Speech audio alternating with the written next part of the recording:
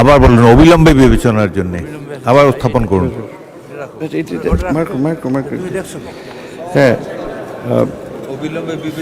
আমি মোহাম্মদ রুহুল হক বৈদেশিক কর্মসংস্থান ও অভিবাসী আইন 2013 অধিকতর সংশোধন কল্পে আনিত বিলটি মহান জাতীয়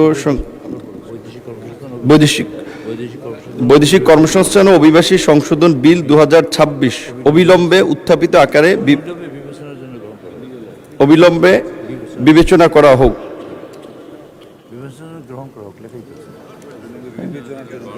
আবার বলেন। আমি মোহাম্মদ রুহুল হক প্রবাসী কল্যাণ ও বৈদেশিক কর্মসংস্থান মন্ত্রণালয়ের প্রতিমন্ত্রী বৈদেশিক কর্মসংস্থান ও অভিবাসী আইন 2013 অধিকতর সংশোধন কল্পে আনিত বিলটি বৈদেশিক কর্মসংস্থান ও অভিবাসী আইন সংশোধন বিল 2026 উত্থাপিত আকারে বিবেচনা করা হোক। আবার বলুন, অবিলম্বে বিবেচনার জন্য আবার উত্থাপন করুন।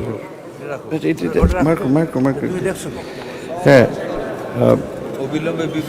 আমি মোহাম্মদ রুহুল হক প্রবাসী কল্যাণ ও বৈদেশিক কর্মসংস্থান মন্ত্রণালয়ের প্রতিমন্ত্রী বৈদেশিক কর্মসংস্থান ও অভিবাসী আইন 2013 অধিকতর সংশোধন কল্পে আনিত বিলটি বৈদেশিক কর্মসংস্থান অভিবাসী সংশোধন বিল 2026 অবিলম্বে উত্থাপিত আকারে বিবেচনা করা হোক। অবিলম্বে বিবেচনার জন্য গ্রহণ করা হোক।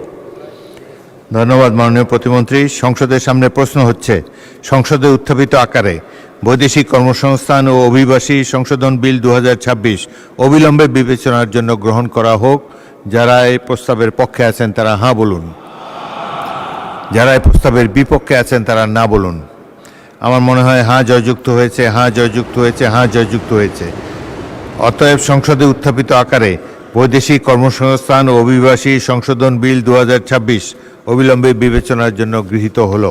আমি মোহাম্মদ রুহুল হক প্রতিমন্ত্রী প্রবাসী কল্যাণ ও বৈদেশিক কর্মসংস্থান মন্ত্রণালয়ে প্রস্তাব করিতেছি যে বাংলাদেশ শ্রম আইন 2006 অধিকতর সংশোধন কল্পে আনিত বিলটি বাংলাদেশ শ্রম আইন বিল 2006 উত্থাপিত আকারে মহান জাতীয় সংসদে পাশ করা হোক।